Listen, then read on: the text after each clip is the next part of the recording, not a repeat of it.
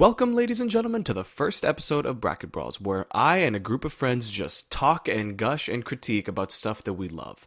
The topic for our very first episode is about what we feel is the best element in the world of Avatar and the Legend of Korra.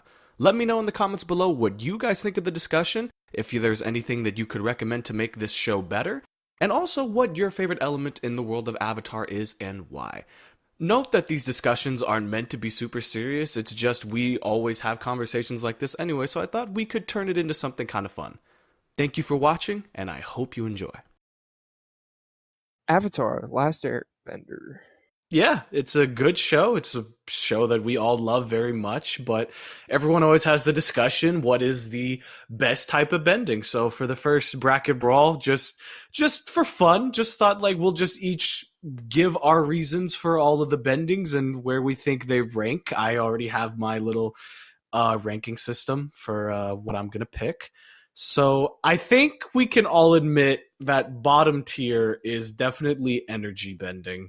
Because technically it is a type of bending, but I think it's super limited because A, you only have the power to take and give, and that's literally it. And especially if that's, just for preface, the assumption is that A, for the bending that you pick, you get 100% mastery of it. So if you picked energy bending, then you would be able to take someone's bending, but also give someone's bending.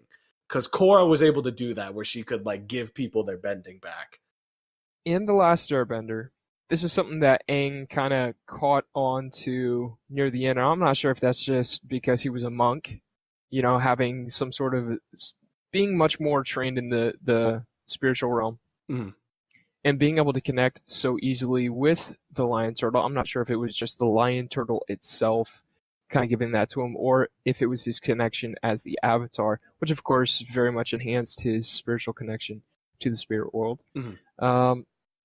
But he had to have contact with Ozai in order to bend his own energy, then transform Ozai. Also, so for the record, since you brought that up, that A, the close contact, also the fact that if your soul isn't deemed perfect, then you die.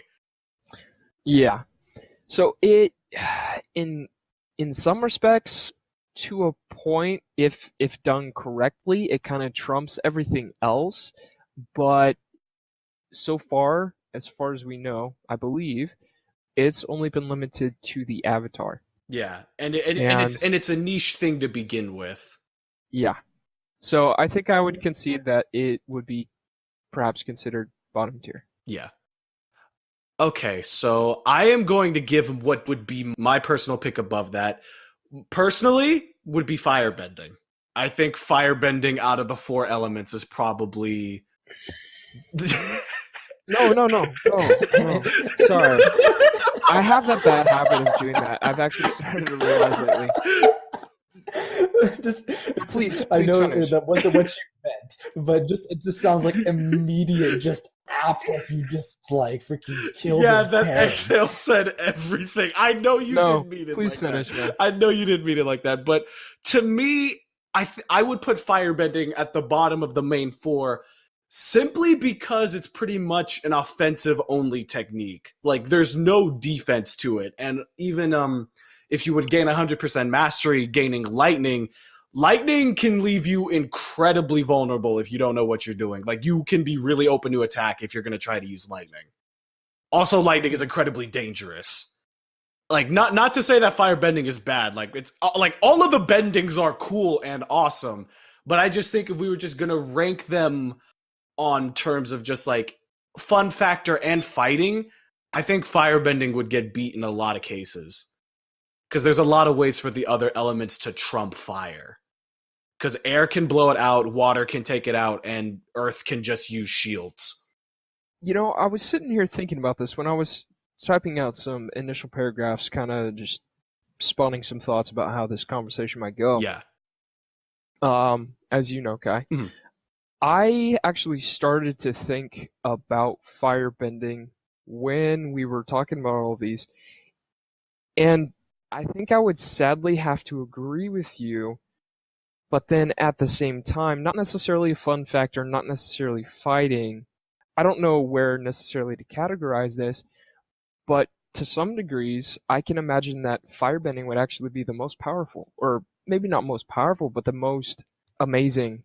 Other elements are not necessarily as naturally dangerous, and they are plentiful in the environment. You know, you have earth, you have air, you have water, water being in pretty much everything that's living, air being anywhere with anything that's living, and earth being The ground. anywhere that almost anything that's living, because you're gonna have ground everywhere, but at least around in the environment, right? Mhm. But those are not being created, only manipulated. Mhm. Whereas fire, you are creating the element, That is and true. it is being manipulated. That is true. You are like creating the energy, and it's not necessarily that you're creating the energy. You are manipulating the surroundings. You know, however this works in this universe. Extremely high friction and vibration of the molecules to create flame, and then Mhm. you know, using the air to fuel the fire or something. There is a thing that we do know: breathing is part of firebending. Yes. So there does seem to be this idea of the fire breathing, you know, having oxygen, and all of that. But I think of what is it? The deserter. The deserter. Yeah. His apprentice or student Yeah. was Zhao, Mhm. Zhao, whatever his name is, Yeah. and the ability of fire to continue to consume, and if you kind of let it go, its power becomes enormous. Though at that point you start to lose, if not completely lose control. So it depends on if you're going scorched earth policy. Mhm. I think firebending could possibly win. If you get extremely high temperatures, I don't know how you would necessarily create the environment to sustain that kind of heat, but you can melt stone. That's where lava kind of comes from. Mhm. Now, I know in this universe, Lava belongs to earthbending, which we will address. yes. But then also, I think of Roku, Avatar Roku, and the Fire Lord. Who was that? Anyway, Azulon? No.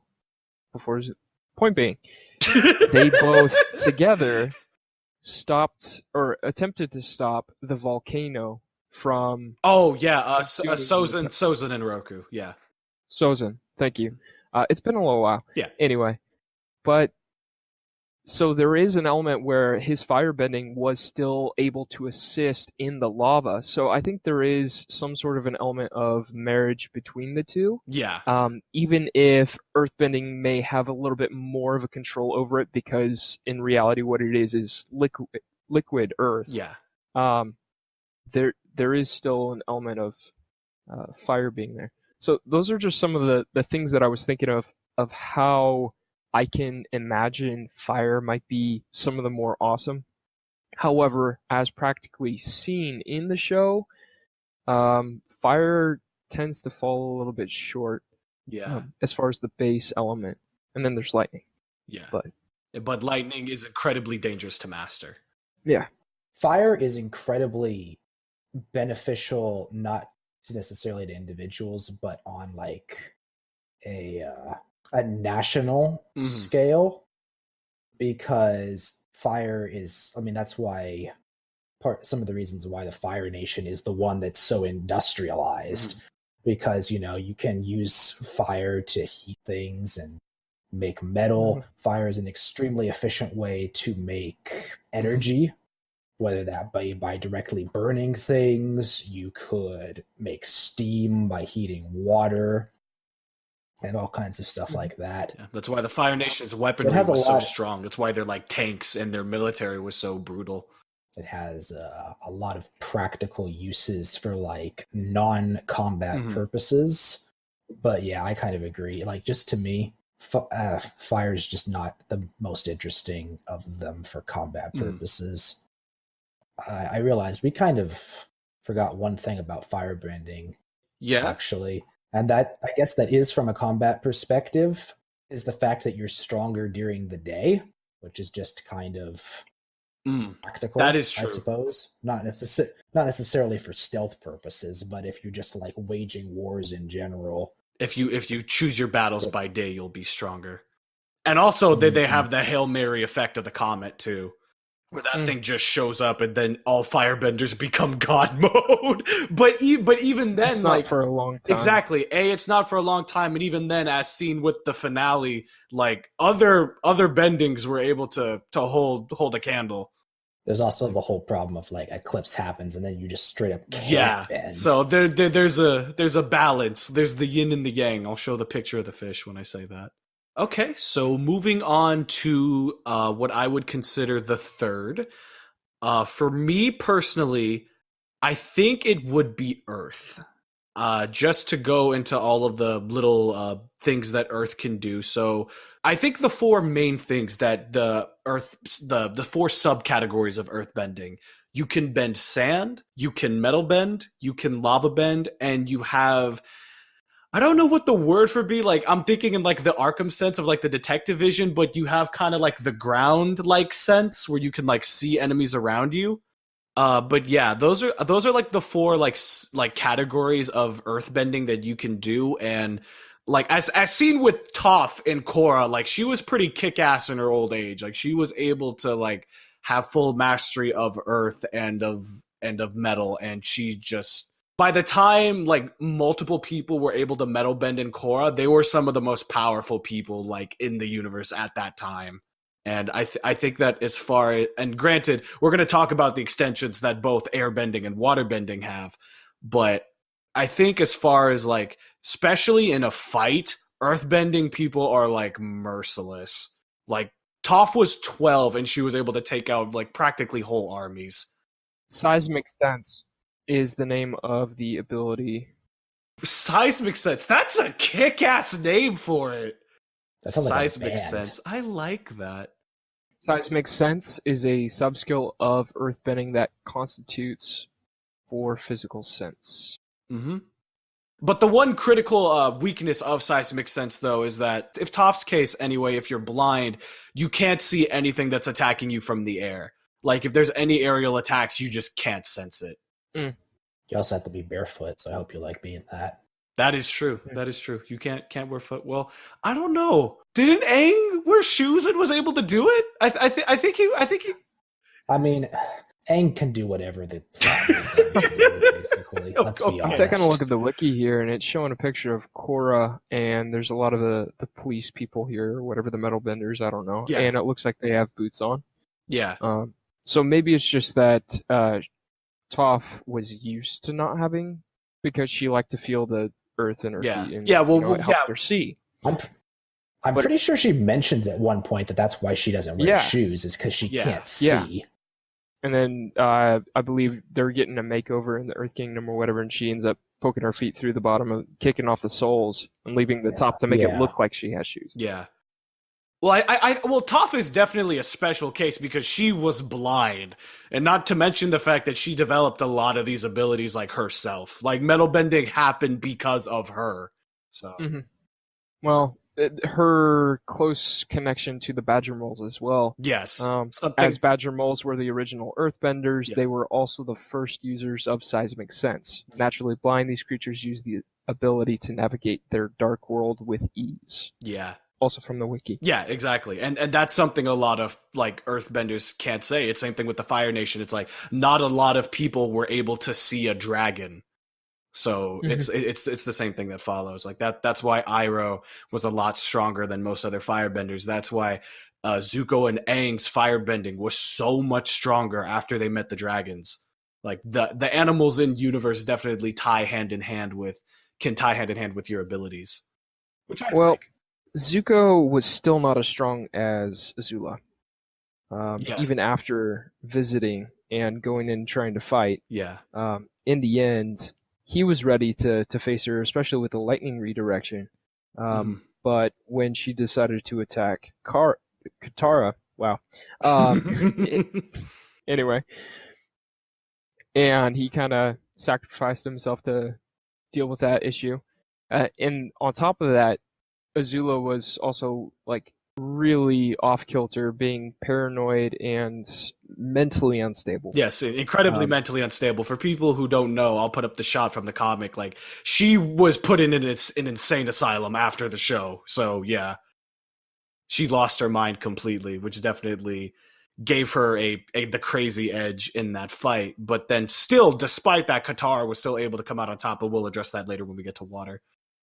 Any remaining thoughts that you two have on Earth? I thought there was more that I was trying to go on that, but I don't Okay, remember. so we talked about seismic sense, lava bending. Let's talk about lava bending. It exists.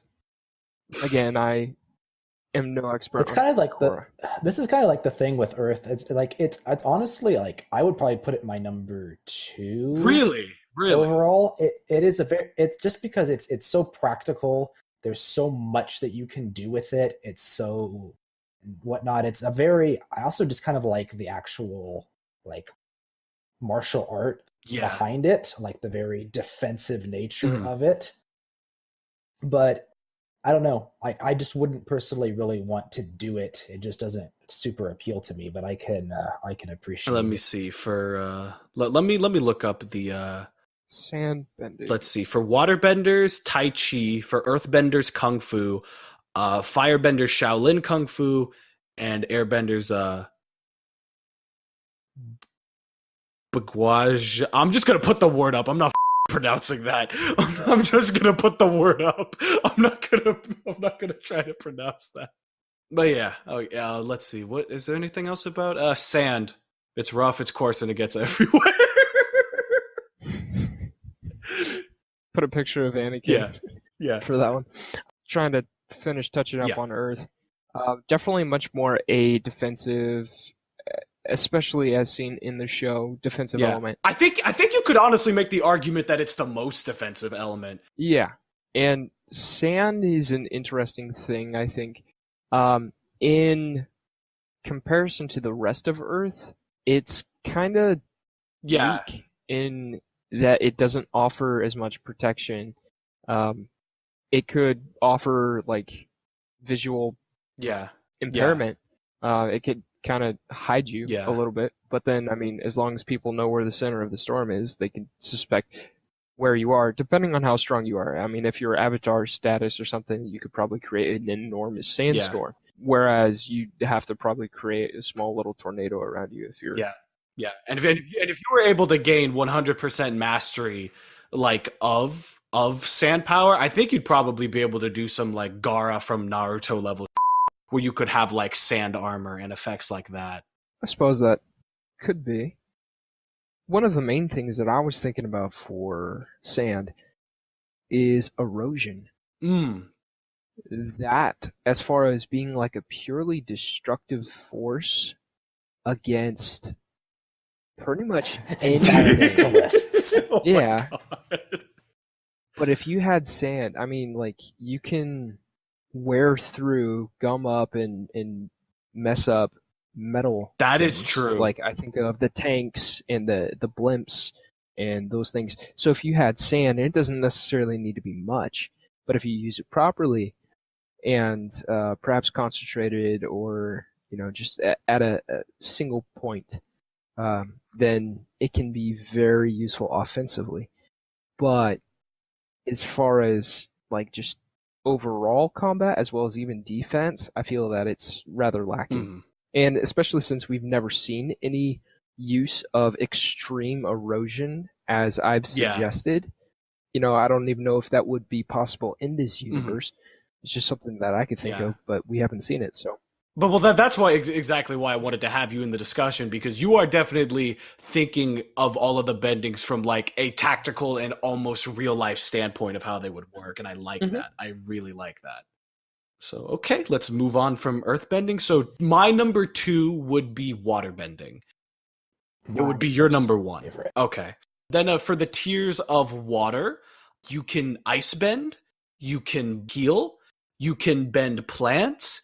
If you gain 100% mastery to the level that Katara does, you can stop rain, you can take water out of the air, and then the most powerful one is you can bloodbend, which is definitely, I think, one of the most powerful techniques in all of Avatar.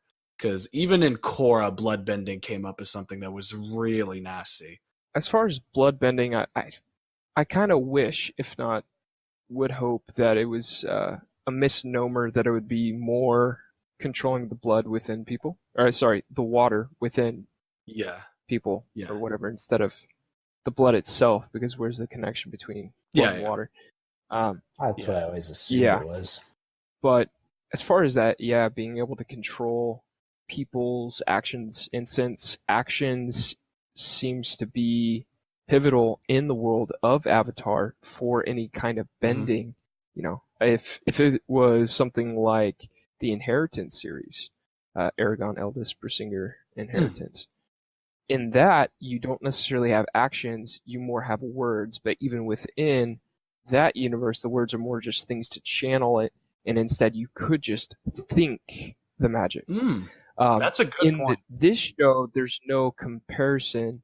You don't have any sort of, not that I can think of anyway, there's no real, like, just using your mind. There's always an action associated with it. Yes. So bloodbending, being able to control their body and keeping them from physically attacking. That is true. One of the only things that I could think of would be firebending, though, like if you don't stop them from opening their mouth, because as we've seen before, breathing fire. Dragon bending. Other than that, dragon bending. You know, it's. I had a long day and I am tired. Shut the. Oh man! I meant Dragon of the West. I am sorry. Oh man, I want some fan art of what dragon bending looks like. Please. I do not. No, heavens no. Yeah, Dragon of the West. I'm going to Google and searching up dragon bending. No. All right, we are going to continue the discussion. Yes, on bloodbending. One thing about bloodbending though is that if you're strong enough waterbender, you can repel its effects. Like Katara was being bloodbended by the old woman, but was able to break it because she's stronger. And also when Aang was being bloodbended by Amon, he was also able to break it. So it's not completely brutal, but again, if you're just like pretty much any other element besides water, though, bloodbending is brutal, and you pretty much can't retaliate against it. Like it's just you have no control over your body, and the way that they I'm just surprised they were able to get away with that. Like in a TVY7 show, able to get away with the concept of that. Because it is creepy the way they animate it. I found more than I was bargaining for. Oh god. Okay, well, put pictures in the Bracket Brawls Discord, and I might put them in the video. I'm not putting it in here. Okay. I found a freaking DeviantArt link to it. It's called Gender Bent Lollipop Dragon. And that was not something I necessitated in my life. Okay, well, first off, you asked for this, so you have only yourself to blame. Ice, snow, water, just being able to ship that between the different phases. I kind of wonder about steam. Let's see. Being able to take water out of plants and even the air. Yeah. I feel like steam would definitely be plausible. That's one of the main reasons why I put it over Earth. It's because of the fact is like water can after that episode where Katara met the old master and we found out that you can literally take water out of the air. That has an advantage that earthbending doesn't. That means like if you are on Earth and you are a waterbender, you could take water from literally just like the space around you, which is crazy. And plus, like, if you can't do that as a waterbender, you're at a distinct disadvantage compared to all other elements. Because, like, air is, like, anywhere on the planet, basically, except maybe underwater, and even then you could maybe talk about, like, separating it from the water. Yeah. And, like, fire is the same thing. Anywhere that's not underwater, you can use it. Earth is like basically even potentially like, unless you're like literally floating on top of the water in the middle of nowhere and can't metal bend, you have Earth. But water, you have to take it with you unless you can condense it. Yeah. But for our particular case, we're assuming that for whatever bending you pick, you do have 100% mastery. So if you could do that, I would. That's why it's my second, just because of how versatile it is. And then the last point, healing.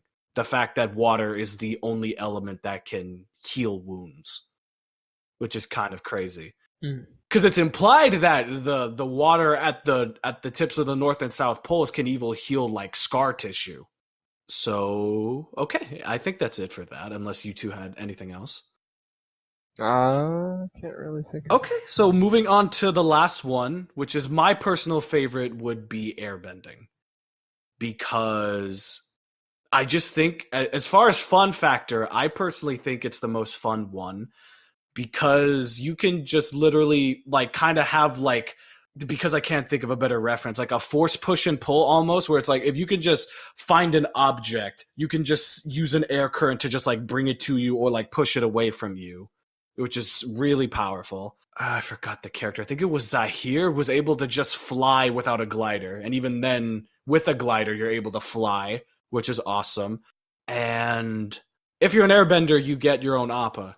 Like, that's part of the package. You literally get, like, the best pet possible, which I think is definitely part of my argument. You get an Appa. Yep, that beats any kind of offensive attack from any other bender. Yeah. You have Appa. Yes, you have Appa. Appa will save the day, except when he can't. Air Bison. Asphyxiation. Being able to... Yeah, the fact that... literally take air out of places, create vacuums. Yeah, like you could like put like a bubble around a person's head and then just suck the air out of their body. Like, yeah. I think as far as like, I don't know why the airbenders became nomads, because to be completely honest, like if they were like an offensive like region, like they could have potentially been more powerful than the Fire Nation, because air could just completely like destroy fire. Air can air can also spread fire. One of two. That is true. Yes. That is true. You get to the point where firebending gets to some of its most powerful, but they start to lose control over the fire itself, because it's not the environment, it's the energy itself of fire that they are controlling. Whereas airbenders, if you had a firebender and it gets to the edge of where they might be struggling to control it, they might lose control over it. If you try to do this sooner, they'll be able to realize what you're doing and then completely cut it off. Yeah. But if they start to get it close enough to the place where it's not quite in their control anymore, an airbender can literally fuel the fire, like feed air into that thing. And if they know what they're doing, if they have enough vision and power to be able to do so, they can then take over the fire, really. Starving it of oxygen in the areas that they don't want it to burn, and feeding it excess oxygen, maybe not excess, but oxygen over in the areas that they do want it to burn. And then they can kind of manipulate the fire themselves from there. And then what would a firebender be able to do, because it's now no longer... I mean, they might be able to fight against it and try to in some ways, and maybe even effectively, but arguably an airbender would be able to combat that. Similar to sand, I would think. Well, it depends on whether or not in sand bending they are controlling each individual particle, because in that case it might be a little bit more difficult. Yeah. But then erosion, wind itself can erode. Can be destructive, like you can make tornadoes, or have at least the destructive power of one. Yeah. So.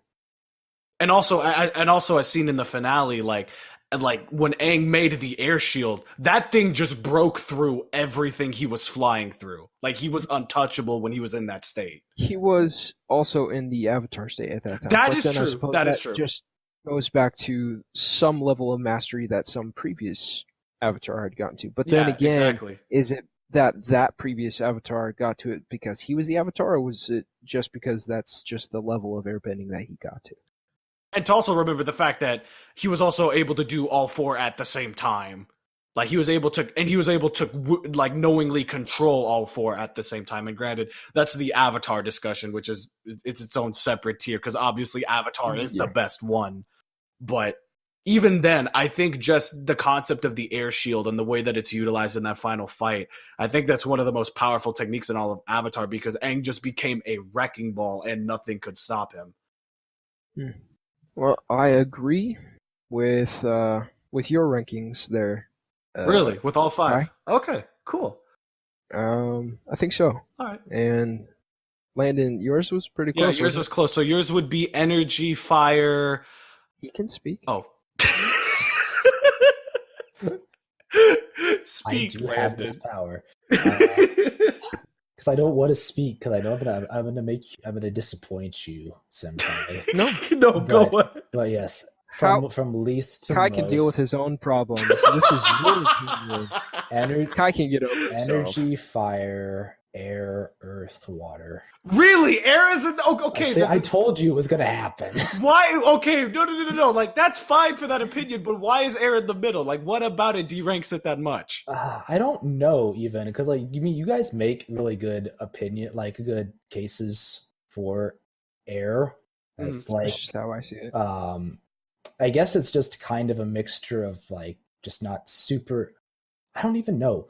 I guess it's a very like, if you would like think of each element in combat as like classes, like say in an RPG or something. RP or G? Shut your actual Yeah, face. You did it to me. I get to do it to you. I don't have to. I can freaking leave, and this freaking discussion will never know. So like, Please continue. fire is like On the my mage, face. you know, and Okay. earth is like the tank. Yeah. And so air is kind of like the thief class in a way. They're extremely mobile. They focus on like lots. Oh, what is the name of that? They focus on like catching people off guard. They have to be very agile in combat and stuff. Which I guess is probably because you mentioned why, like, about the air nomads. That's probably just why I guess they were nomads. It's just they're just not tied down to any spot like ever. Monks and nomads. Yeah, they're mobile. And that's just not super appealing to me, I guess. So it's just kind of like thinking, because I'm very much just thinking like if I was to have this ability and like compare it, fitting it into my personality. That is true. It's going to be different. I would very much either like prefer like the tanky defensive nature of Earth, or the very, very fluid and thoughtful motion of water bending, compared to the sheer brutality of fire or the nimbleness of air. So, I don't know. I probably have actually a number of other things playing into this as well. Just based on different things that I've watched or experienced, and what I perceived from these different elements and the people portraying these different elements throughout the show, generally having certain kinds of characteristics. And probably how I'm kind of mashing all of this up and mixing it up to create this hypothetical fight in my head. Well, I mean, that's what we're all doing. That's what anyone that's going to be watching this video is doing, because I imagine that anyone watching this is, I mean, I'd be surprised if they have the same answers as the three of us. They're probably going to have vastly different answers. I know that we're probably going to get people like really defending fire and earth, saying they should be higher, or someone might make like a really, really good case of why energy might be the best one. So, but that's why I wanted to have this discussion, because it's just fun and we're just friends chatting. So, we are?